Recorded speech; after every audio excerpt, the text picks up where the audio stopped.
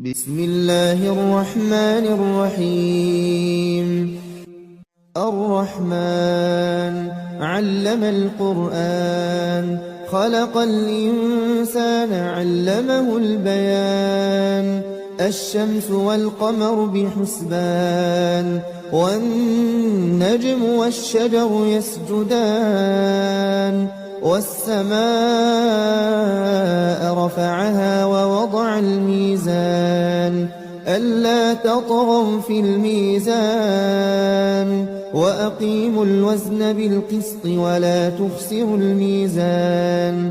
والأرض وضعها للأنام، فيها فاكهة والنخل ذات الأكمام. والحب ذو العصف والريحان، فبأي آلاء ربكما تكذبان. خلق الإنسان من صلصال كالفخار، وخلق الجان من مارج من نار. فبأي آلاء ربكما تكذبان. رب المشرقين ورب المغربين، فبأي آلاء ربكما تكذبان.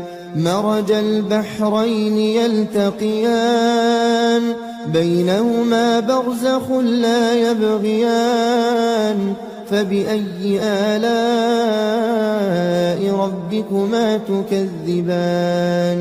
يخرج منهما اللؤلؤ والمرجان، فبأي آلاء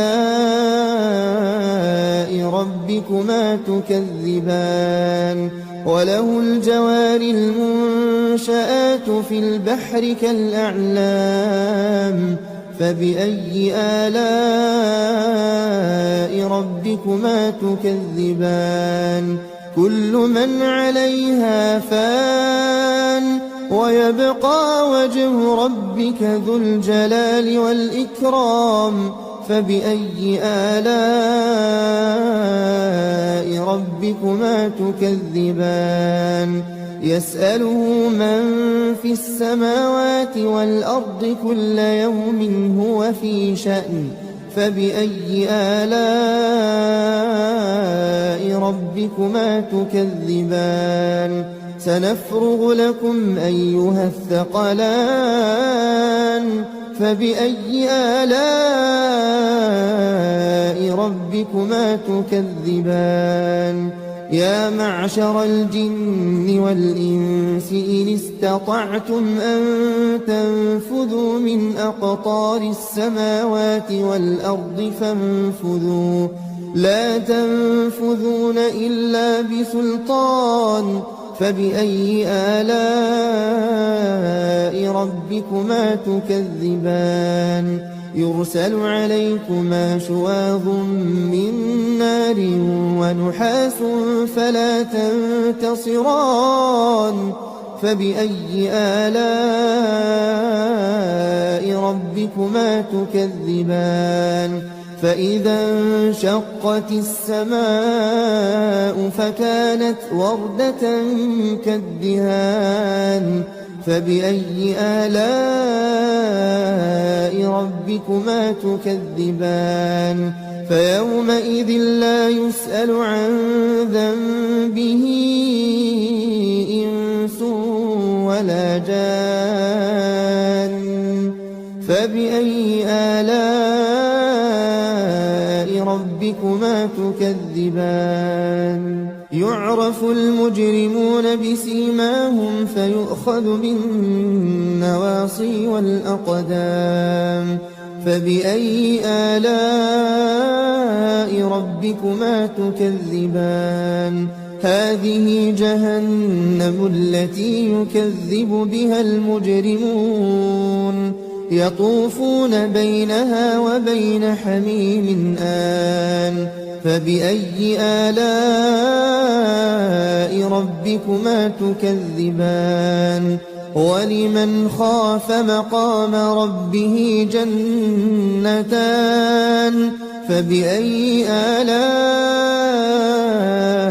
ربكما تكذبان ذواتا أفنان فبأي آلاء ربكما تكذبان فيهما عينان تجريان فبأي آلاء ربكما تكذبان فيهما من كل فاكهة زوجان فبأي آلاء ربكما تكذبان متكئين على فرش بطائنها من استبرق وجنى الجنتين دان فبأي آلاء ربكما تكذبان فيهن قاصرات الطرف لم يطمثهن إنس قبلهم ولا جان فبأي آلاء ربكما تكذبان كأنهن الياقوت والمرجان فبأي آلاء ربكما تكذبان هل جزاء الإحسان إلا الإحسان فبأي آلاء ربكما تكذبان ومن دونهما جنتان فبأي آلاء ربكما تكذبان مدهامتان فبأي آلاء ربكما تكذبان فيهما عينان نضاختان فبأي آلاء ربكما تكذبان فيهما فاكهة ونخل ورمان فبأي آلاء ربكما تكذبان فيهن خيرات حسان فبأي آلاء ربكما تكذبان حور مقصورات في الخيام فبأي آلاء ربكما تكذبان لم يطمثهن إنس قبلهم ولا جان فبأي آلاء ربكما تكذبان متكئين على رفرف خضر وعبقري حسان فبأي آلاء